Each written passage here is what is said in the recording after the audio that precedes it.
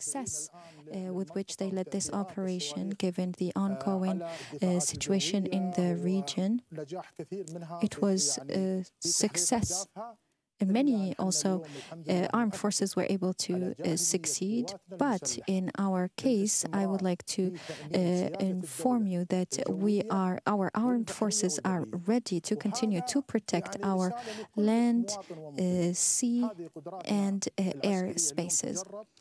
Our armed forces are put to test today, and with the leadership of His Highness and with the grace of God, we were able to reach this level. I would like to reassure everyone, and the forces and the means that we have used are proportionate with this attack, but our forces and our power is bigger than what you've seen today. This is my message for you.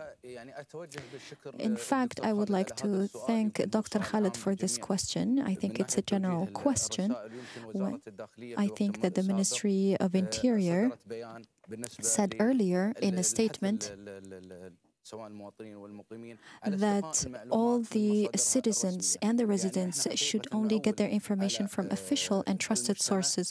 We rely on the society, and we would like to make sure that the information are not being taken from untrusted sources. All our entities and all our competent authorities are ready and fully prepared.